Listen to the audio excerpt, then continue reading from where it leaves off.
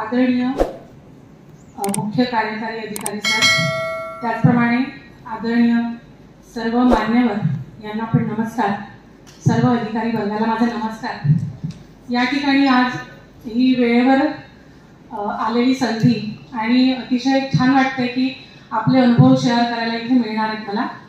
Actually March 2025 22 March ते 27 मार्च त्याआधी 1 महिना 1.5 महिना आधी आम्हाला थोडीशी पूर्वसूचना मिळालेली होती की आंतरराष्ट्रीय शिक्षण दौरा होऊ घातलेला आहे.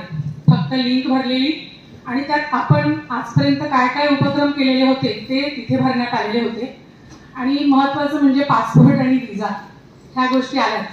पण ही अतिशय चांगली संधी लाभली आमच्या आदरणीय मुख्य कार्यकारी सर आणि त्याचप्रमाणे आमचे आदरणीय शिक्षण अधिकारी सर आणि संपूर्ण शिक्षण विभाग जिल्हा परिषद गडचिरोली यांच्यामुळे ही संधी लाभली. आणि आपल्या गडचिरोली मागास जिल्हा ज्याला म्हणून ओळखलं जातं, या जिल्ह्यातून मला प्रतिनिधित्व करण्याची संधी तिथे मिळाली आणि बऱ्याच गोष्टी शिकायला मिळाल्या ज्या की आपल्या मागास म्हणून जरी आपला जिल्हा प्रचलित असला तरी देखील आपल्याकडे सुरू आहेत असं म्हणायला मला फार आनंद वाटतो आहे. आणि इतरही काही गोष्टी आपल्याला करण्यासारख्या आहेत त्या मी तुम्हाला तुमच्याजवळ शेअर करणार आहे. आणि ही संधी उपलब्ध करून दिल्याबद्दल पुन्हा एकदा सर्वांचा आभार. ॲक्च्युली आधुनिकता, शिस्त, मूल्य शिक्षण या सर्व गोष्टींचा आणि त्याचबरोबर विद्यार्थ्यांचा सर्वांगीण विकास या सर्व गोष्टी समाविष्ट असलेली शिक्षण प्रणाली म्हणजे सिंगापूरची शिक्षण प्रणाली. फक्त सिंगापूरच नाही तर इतरही काही देश आहेत, फिनलँड वगैरे. पण सिंगापूर हे जगातील सर्वात महागडा असणारा देश आहे सिंगापूर हा.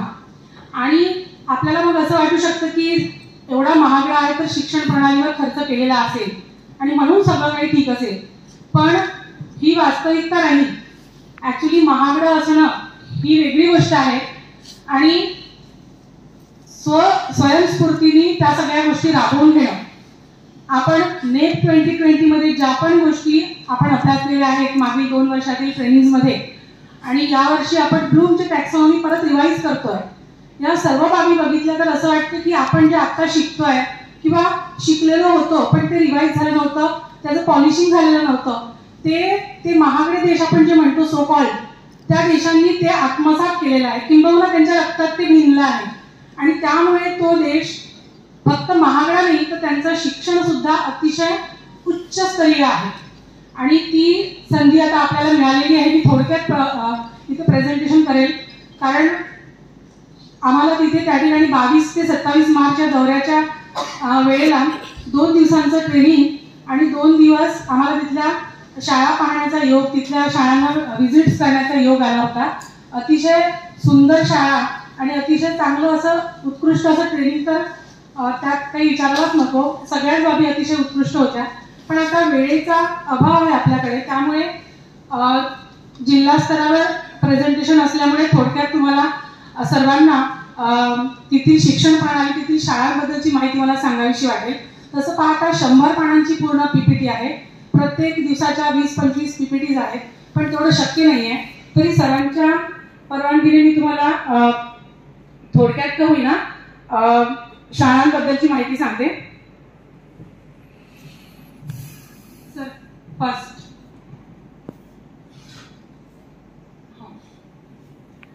आंतरराष्ट्रीय शैक्षणिक अभ्यास दौरा सिंगापूर 2025 मार्च महिन्यात झालेला होता. नेक्स्ट सर, आमचा विदर्भवासियांचा ग्रुप केलेला होता. आदरणीय संचालक सहसंचालक NTSPच्या माननीय सरोज जगताप मॅडम आणि SCRT पुणे येथील सहसंचालक मॅडम आदरणीय ज्योती शिंदे मॅडम यांनी विदर्भवासियांचा एक ग्रुप केलेला होता. त्यातील माझे सहकारी इथे आपल्याला दिसतात. चंद्रपूर, गोंदिया, अकोला, गडचिरोली या भागातील आम्ही 8 शिक्षक होतो. काही जिल्ह्यातील शिक्षक येऊ शकले नव्हते काही कारणांमुळे.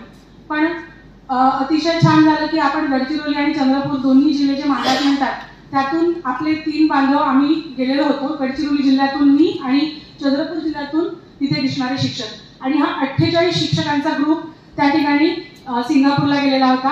त्यात 2 अधिकारी आणि संपूर्ण 48 शिक्षक. आणि सांगायला खूप चांगलं वाटतं की स्टार प्रकल्पाअंतर्गत हा प्रोजेक्ट होता आणि प्रत्येक शिक्षकामागे आपल्या राज्य सरकारने आदरणीय शिक्षण मंत्री दादासाहेब भुसे यांनी स्टार प्रकल्प आणि महाराष्ट्र शासन यांच्या संयोगातून प्रत्येक शिक्षकाच्या मागे 2 लाख रुपयांचा खर्च केलेला होता. आणि म्हणून त्यांनी नंतर शिर्डीला सुद्धा एक बैठक घेतली होती.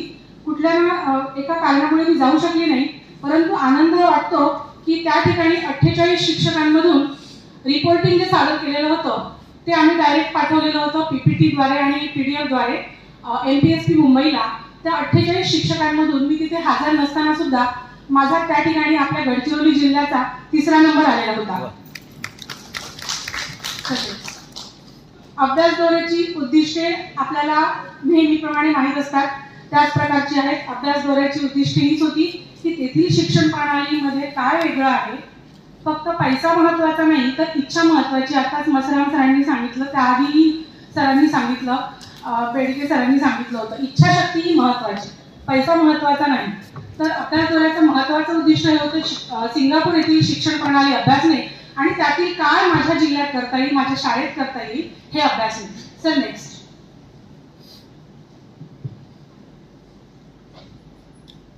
सिंगापूर देशाची महत्वाची वैशिष्ट्ये आपण एका मिनिटात वाचून घेऊ शकतोय कारण आपल्याला फार वेळ नाही आहे. आणि देशाची महत्वाची वैशिष्ट्ये पाहण्यापेक्षा आपण शिक्षण व्यवस्थेकडे जाऊया. Sir 6 number.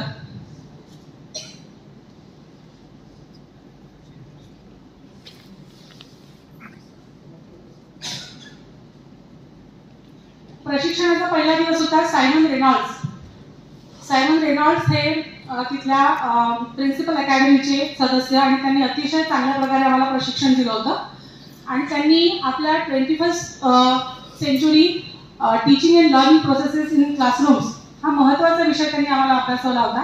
काय आपल्याला ॲक्च्युली करणं आहे आणि आपण काय करतो आहे याच्यातला फरक आपल्याला कळला की निश्चितच आपण उच्चस्तरीय आपली लेवल गाठू शकतो हे त्यांनी आम्हाला सांगितलेलं होतं. Sir next. Next 6. Experiential learning जे आपण ज्ञानवाचनावर आपण म्हणतोय आधीपासून आपल्याकडे चाललेला आहे. एक्सपिरियन्शियल लर्निंग म्हणून त्यांच्याकडे प्रचलित आहे तो सिंगापूरला आणि इतरही प्रगत देशांमध्ये. एक्सपिरियन्शियल लर्निंगमुळे काय साध्य होतं हे त्यांनी अतिशय चांगल्या उदाहरणामधून आम्हाला प्रशिक्षणात पहिल्या दिवशी सांगितलेलं होतं. एक्सपिरियन्शियल लर्निंग म्हणजे काय, त्याचे होणारे फायदे काय, त्यामुळे मूल कसं शिकतं, मुलाच्या जडणघडणीमध्ये काय फरक पडतात हे सगळं त्यातून आम्हाला सांगितलं गेलं होतं. आणि आता इथे एक बघा आपल्याला दिसतंय, I see you did well in school but what real world skill do you have. हा प्रश्न जर आपल्याला विचारला तर आपण काय म्हणू. जर भोकमपट्टीचा रेग्युलर आपला जर रेग्युलर पठडीतला जर अभ्यासक्रम असेल किंवा रेग्युलर आपले शिकवणं असेल, आपण काही वेगळं करणार नाही, आउट ऑफ बॉक्स जर विचार करणार नाही तर काय असेल. त्याला प्रश्न विचारण्यात येतोय की कुठल्या स्किल्स तुझ्याकडे आहेत, what skills do you have. तो काय म्हणतोय, tests. I can have test, I can take test. म्हणजे मी परीक्षा घेऊ शकतो. याचा अर्थ असा सांगितला गेलेला आहे इथे की आपलं एकमेव उद्दिष्ट हे परीक्षा घेणं असू नये, तर आपलं उद्दिष्ट असावं मूल घडवणं. सिंगापूर या देशामध्ये पाय ठेवल्याबरोबर असं वाटतं की कुठे आपण जर थुंकताना दिसलो तर काय होईल. आपल्याकडे ज्या सवयी आहेत त्या सवयी ज्या आहेत त्या त्यांना अंगभूत आहेत, इनबॉर्न क्वालिटीज आहेत त्याच्यामध्ये. त्या अगदी कुठेही तुम्हाला चिटोरा पडलेला दिसणार नाही किंवा काहीही कुठे कचरा नाही, कुठेही कुणी थुंकणार नाही. सगळ्यांनीच असा विचार केलेला आहे की आपण जे म्हणतो ना भारत माझा देश आहे, आपला का नाही म्हणत आपण, कारण आपला म्हटलं की आपण थोडीशी त्याच्यावरची जी पॉझिटिव्हनेस आहे तो सोडतो. पण माझा का म्हणतो, कारण माझा म्हटलं की मला वाटतं की नाही माझा आहे तर मी चांगली काळजी घेईन. पण आपण हे फक्त म्हणतो आणि आपण ते राखवायला हवं हे आपल्याला त्या देशातली लहान लहान मुलं सांगतात. त्यांना ते आतून आलेलं आहे की इथे थुंकायचं नाही, इथे कचरा टाकायचा नाही किंवा कुठलीही घाण करायची नाही. त्या प्रकारे आणि आपला ॲटिट्यूड हा टेस्टच्या पण बियॉन्ड गेला पाहिजे, त्याच्याही वर गेलेला पाहिजे असं हे आपल्याला सांगतंय. Sir next. बेंजामिन ब्लूमचं वर्गीकरण ही टॅक्सॉनॉमी जी आहे आपण आपल्या आत्ताच्याच प्रशिक्षणामध्ये TOT मध्ये अभ्यासलेली आहे. ती त्यांच्याकडे आपण अभ्यासलेली आहे, पण आपल्याला हे पूर्ण राबवायचं आहे असं त्यांनी आपल्याला ठणकावून सांगितलं आहे समजूया. कारण की आम्ही भारतातून गेलेले लोक होतो आणि विविध जिल्ह्यातून आलेले लोक होते तिथे, आणि म्हणून त्यांनी म्हटलं की you do it, just don't read it. तुम्ही हे सगळं करा आणि मग तुम्ही सांगा. तुम्ही हे जेव्हा करायला लागणार तेव्हा नक्की तुम्हाला बदल घडेल. आणि मगाशी सांगितल्याप्रमाणे पैसा हा महत्वाचा नाही. सर नेक्स्ट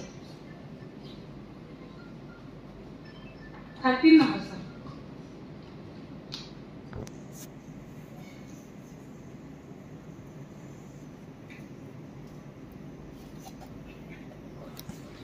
आपल्याला येऊ शकतात. आपल्याला जे करायचं आहे वर्ग स्तरावर, शाळा स्तरावर, जिल्हा स्तरावर, तालुका स्तरावर काही आव्हानं आहेत ती आपण थोडक्यात वाचू शकतो. पारंपरिक अभ्यासक्रमामध्ये वेळ शोधणे, औपचारिक मूल्यांकन, आवश्यकता पूर्ण करणे जसे चाचणी गुणगान, वर्गखोलीतून बाहेर पडणे, पारंपरिक अध्यापनात जोडणे. जर संधी मिळाली आणि प्रत्येक तालुका स्तरावर जर याच्याबद्दल थोडीशी माहिती, कारण काही गोष्टी ज्या आहेत त्या खरोखरच आपल्या वर्ग स्तरावर आजही आपण राबवू शकतो, त्याला पैसा अजिबात लागणार नाहीये. त्याच्यामुळे अगदी तालुका स्तरावर जर कुठल्या बाबी ह्या आपल्याला सांगता येतील आपल्या वरिष्ठांना, आणि त्या वरिष्ठांनी जर आपल्या सर्व शिक्षकांपर्यंत जरी पोहोचवल्या तरी पण अतिशय त्याचा चांगला फायदा होणार आहे. तेव्हा आपण डिटेल्समध्ये घेऊया ते.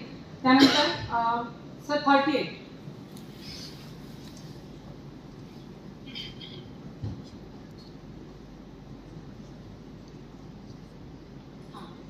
ठीक आहे.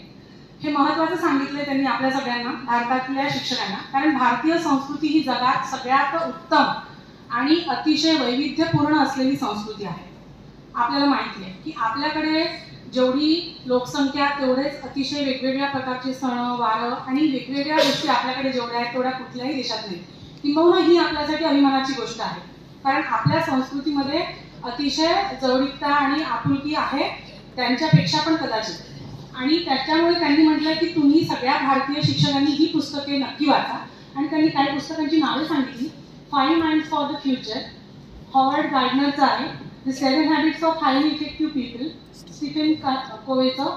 Zen, His Art of Collaboration, The Mind Map Book, Innovator's Mindset and Implement. आणि ब्लूमची टॅक्सॉनॉमी आपण अभ्यासतच आहे, त्याच्यामुळे ती आपल्याला वेगळी वाचायची काही आवश्यकता नाही. पण तरी देखील यावर जर तुम्ही वर्क केलं तर you will be the best through out the world असं त्यांनी आपल्याला सांगितलेलं आहे. असा संदेश त्यांनी आपल्याला दिलेला आहे. Sir next. ट्रेनिंगच्या दुसऱ्या दिवशी आम्हाला तिथल्या चायनीज मॅडम होत्या. मॅडम ली ले यॉंग असं त्यांचं नाव होतं.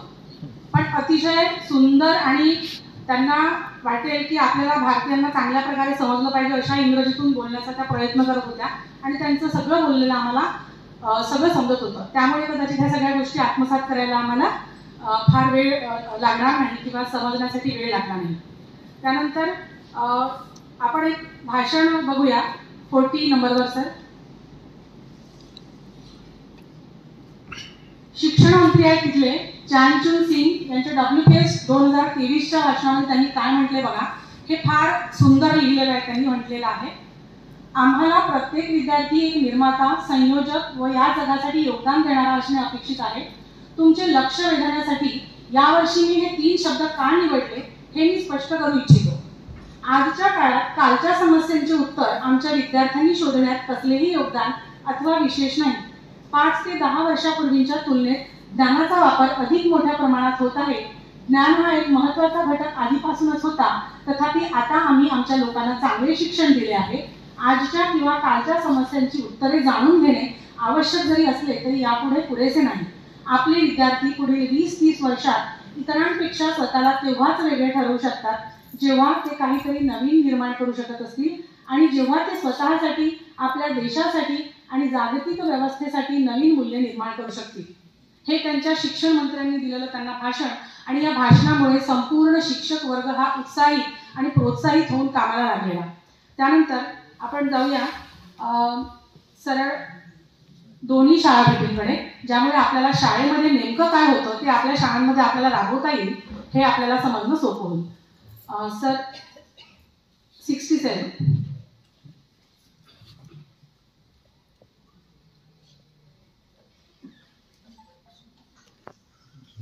एक 55 नंबरचा आहे सर. KWL याचा वापर तिथल्या प्रत्येक शाळेमध्ये होतो. आणि महत्त्वाची गोष्ट म्हणजे आता आपण जे पिक्चर्स बघणार आहोत तिथल्या शाळांचे, ते संपूर्णपणे जे गव्हर्नमेंट स्कूलचे आहेत. कुठल्याही कॉन्व्हेंटचे नसणार आहेत, ते संपूर्णपणे गव्हर्नमेंट स्कूलचे आहेत. आणि महत्त्वाची गोष्ट म्हणजे ॲक्च्युली आपण सगळेच त्याला म्हणजे त्या गोष्टीमध्ये आपल्याला सगळ्यांनाच वाटेल असं की अरे माझा पण मुलगा इथे जातो, माझी मुलगी त्या शाळेत जाते. पण तिथल्या सगळे अधिकारी, शिक्षण मंत्री म्हणा किंवा कुठलेही आदरणीय सर्व मंत्रिमंडळ जे आहे त्या प्रत्येकांच्या मुलांना त्या गव्हर्नमेंट स्कूलमध्ये टाकलेलं आहे त्यांनी सगळ्यांनी. आणि KWL याचा वापर प्रत्येक शाळा करते. हे आपल्याला एक करता येण्यासारखं आहे. ही एक पॉलिसी समजूया आपण त्यांची. KWL म्हणजे what I know, what I want to know आणि व्हॉट आय लर्न. म्हणजे एखादा विषय असेल, समजा विज्ञान असेल, प्रकाश संश्लेषण आपल्याला सांगायचं असेल, मग तो प्रकाश संश्लेषण शिक्षक वर्गात घेऊन जाताना तिथे आधी विद्यार्थ्यांना त्यांना काय माहिती आहे त्याच्याबद्दल ते लिहिण्यात येईल. व्हॉट आय नो, प्रकाश संश्लेषण म्हणजे त्या नेमकं चित्र बघितल्यानंतर मुलांना वाटेल की मला काहीतरी थोडं माहिती आहे. I know plants, I know trees, I know air वगैरे वगैरे काइंड ऑफ वर्ड्स किंवा फ्रेजेस ते तिथे लिहितील. त्यानंतर what I want to know, मला आता याच्याबद्दल काय जाणून घ्यायचं आहे. मग प्रकाश संश्लेषण ही मोठी वेगळी टर्म आहे, डिफिकल्ट टर्म आहे. मग विद्यार्थी तिथे लिहिल की प्रकाश संश्लेषण म्हणजे नेमकं काय हे मला जाणून घ्यायचं आहे. आणि त्यानंतर व्हॉट आय लर्न, मग शिक्षकांनी शिकवून झाल्यानंतर नेमकं मुलगा प्रकाश संश्लेषण शिकला की फक्त पान आणि हवेवरच आहे हे आपल्याला कळेल. आणि ही फार महत्त्वाची कन्सेप्ट आहे.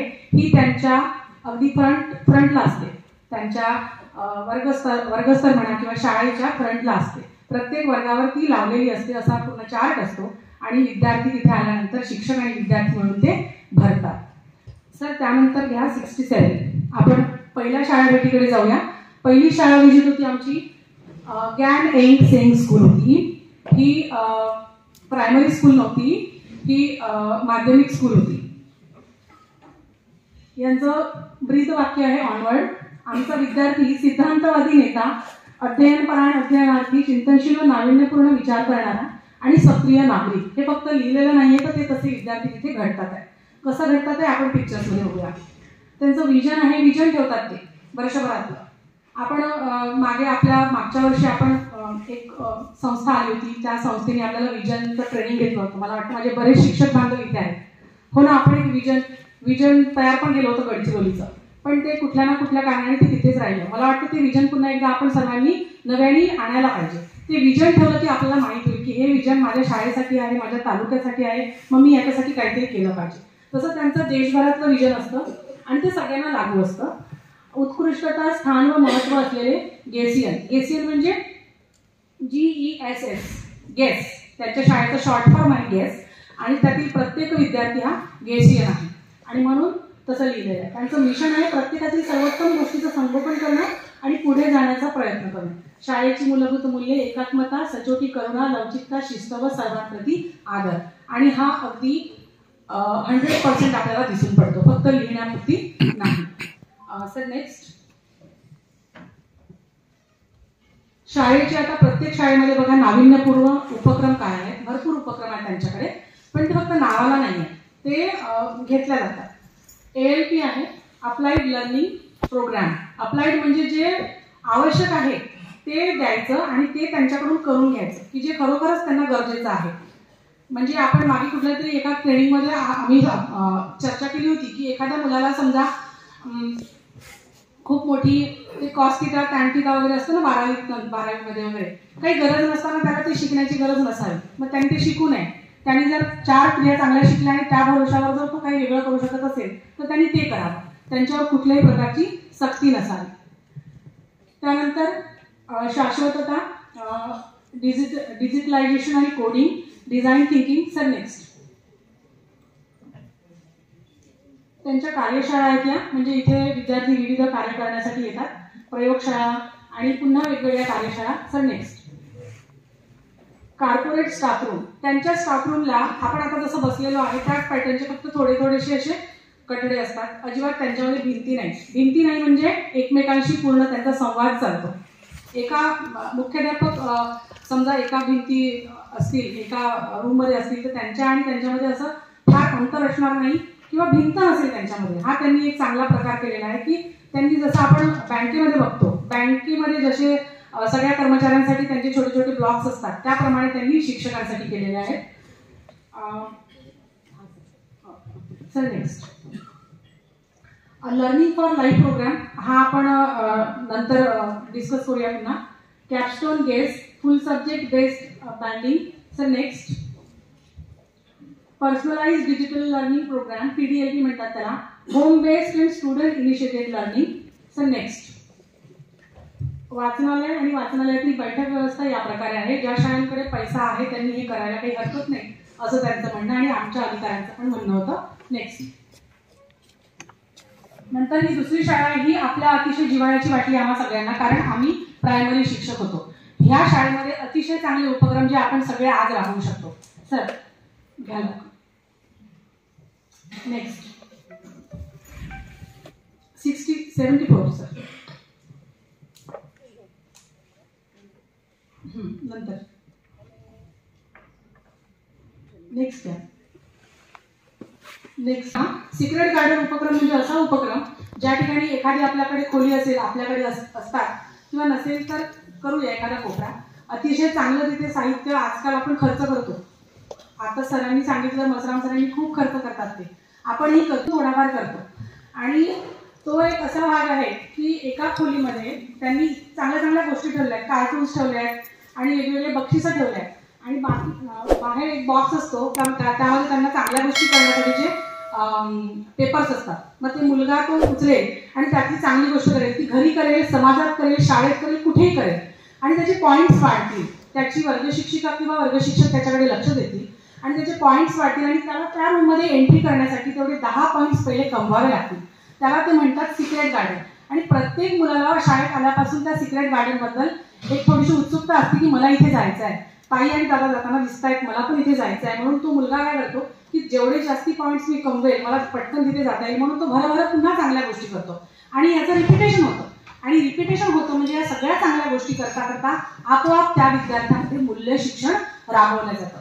सर नेक्स्ट शाळेचं उपहारगृह, इथे जे कर्मचारी असतात, कामगार वर्ग आहे, त्या कामगार वर्गाच्या मुलांना इथे फ्रीमध्ये अन्न मिळतं. त्यांचा खर्च हा सरकार उचलत असतं. त्यांच्या वडिलांना किंवा आईला कुठलाही खर्च द्यावा लागत नाही. जे विद्यार्थी थोड्याफार चांगल्या घरचे आहेत आणि अर्थातच आहेत तिथे, ते विद्यार्थी फक्त तिथे फी भरतील, पण शाळेत डबा घेऊन जाणार नाहीत. तिथे त्यांच्या पसंतीनुसार पौष्टिक अन्न त्यांना दिलं जातं, त्यांच्या आवडीनुसार. आणि त्याच्याकडे संपूर्ण स्टाफचं लक्ष पण असतं. त्यानंतर अशा प्रकारे त्यांची अरेंजमेंट आहे. काही फार श्रीमंत देश आहे, आपण एवढी अपेक्षा नाही करू शकत सध्या, पण स्वप्न बघायला काही हरकत नाही. Next sir heaven and edge, याच्यामध्ये बघा एक अतिशय सुंदर उपक्रम हा आपल्याला करण्यासारखा आहे. यामध्ये काय करतात, यांनी काय केलेलं आहे, आपण दुपारच्या सुट्टीमध्ये जेव्हा मुलांना शालेय पोषण आहार देतो, शालेय पोषण आहारामध्ये मुलं मारामारी करतात, बऱ्याच धडपडतात, धावतात, पळतात, खूप काही करतात. आणि आपली जिल्हा परिषदची मुलं अर्थातच खेळत असतात भरपूर. त्यांना असं नाही की खेळायला मिळत नाही, घरी गेल्यानंतर पण खेळतात, शाळेत यायच्या आधी पण खेळतात आणि भरपूर खेळायला आपण वाव देतो. पण दुपारच्या वेळेत काही विचित्र प्रकार घडू नये, त्यांची भांडणं मारामारी होऊ नयेत म्हणून त्यांनी एक सुंदर प्रोग्राम केलेला आहे. म्हणजे आता आपण जसं बसलेलो आहे, इथे सगळे विद्यार्थी जेवण करतायत, सगळे टेबल्सवर आणि बेंचेसवर जेवण करतात आणि इथे छोटासा स्टेज आहे. आणि एक मुलगा ज्यांनी तयारी करून आलेले आहेत किंवा ज्यांना सांगितलं गेलेलं आहे एका वर्गाला, तर एक मुलगा येईल, लाजरा बुजरा मुलगा सुद्धा समोर आला पाहिजे, कारण लाजरी बुजरी मुलं ही फक्त आपल्या भारतात नाही, ती सगळीकडे आहे. मग तो सुद्धा समोर आला पाहिजे आणि त्यांनी सुद्धा स्वतःचं मत व्यक्त केलं पाहिजे. म्हणून त्या सगळ्या मुलांना, म्हणजे बाकी सगळे आपल्या आपल्या कामामध्ये आहेत असं वाटून त्याला असं वाटतं की चला मी काहीतरी बोलतो, आणि मग तो मुलगा समोर येऊन भाषण देतो, गाणं म्हणतो, डान्स करतो किंवा इतर संवाद म्हणतो आणि सगळ्यांनी टाळ्या वाजवल्या की तो उत्साहित होतो. अशा प्रकारचं थिएटर ऑफ होप त्याला नाव दिलं गेलेलं आहे. थिएटर ऑफ होप अतिशय सुंदर उपक्रम वाटला, आम्ही प्रत्यक्ष तो अनुभवला आणि खूप चांगला उपक्रम आहे हा सुद्धा आपण करू शकतो आपल्या जिल्हा परिषद शाळांमध्ये. सर नेक्स्ट नंतर घ्या. आकर्षक हे वाचनालय वगैरे बघूयात आपण. नेक्स्ट सर थोडंसं बाजूला याच्या आधीची एजफील्ड शाळेचे वेगवेगळे उपक्रम बघा. रीडिंग कम माइंडफुलनेस, स्टुडंट लिडरशिप प्रोग्राम. या ठिकाणी पुन्हा टीच लेस लर्न मोर, TTLM असं त्यांचा एक फंडा आहे की शिकवू नका जास्ती. आणि विद्यार्थ्यांकडे टॅब जरी होते तरी शिक्षक शिकवत नव्हते त्यांनी दिलेलं होतं, एक टास्क दिलेला होता त्या प्रत्येकाच्या टॅबवर, आणि मुलगा त्या टास्कमध्ये बघत होता मला काय करायचं. मग तू एक ओळ चांगली वाचून दाखव आणि ती रेकॉर्ड कर आणि मग पोस्ट कर. मग प्रत्येक आणि तुला याबद्दल काय वाटतं, या ओळीबद्दल हा एक प्रसंग आहे, याबद्दल वाच, तुला काय वाटतं. मग आपण सगळ्या मुलांना एकत्र सांगतो की हे बघा रे, हे असं असतं आणि असं करायला पाहिजे, हे नाही. त्या ठिकाणी शिक्षकांनी काय केलेलं, सगळ्या मुलांना तो टास्क दिलेला आणि तुझं मत तू तिथे पोस्ट कर. आणि प्रत्येक वर्गसंख्या 40 ही त्यांची मर्यादित वर्गसंख्या होती. 40 मुलांचे 40 वेगवेगळे ऑप्शन्स, 40 वेगवेगळे मतं त्या ठिकाणी त्या शिक्षकाला जाणून घेता आले होते आणि प्रत्येकाने आपलं मत वेगळं त्या ठिकाणी पोस्ट केलेलं होतं. आणि ही एक अतिशय चांगली, ज्यांच्याकडे टॅब आहे, जे करायला हवं आपलं सॉफ्टवेअर वापरून आपल्याला करता येऊ शकणारी गोष्ट आहे. Level based structure, learning beyond the classroom, हे आपण बाहेर जाऊन करतोच.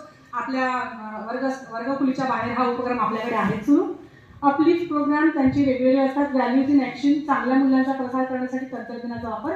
चॉईस अँड व्हॉइस मध्ये तुम्हाला मी आत्ताच सांगितलं, थिएटर ऑफ होप आणि सिक्रेट गार्डन, अतिशय चांगले पुन्हा उपक्रम आहेत, पण वेळेअभावी आता आपल्याला ते सांगता येणार नाही. तरी देखील या ठिकाणी भरपूर उपक्रम सांगण्याची संधी दिली सरांनी, त्याबद्दल खरोखर सर्वांचे आभार मानते. मित्रांनो, माझा व्हिडिओ आवडल्यास माझ्या व्हिडिओला लाईक करा, कॉमेंट्स करा, शेअर करा आणि नवीन व्हिडिओ बघण्यासाठी माझ्या YouTube चॅनलला सबस्क्राईब करा. धन्यवाद.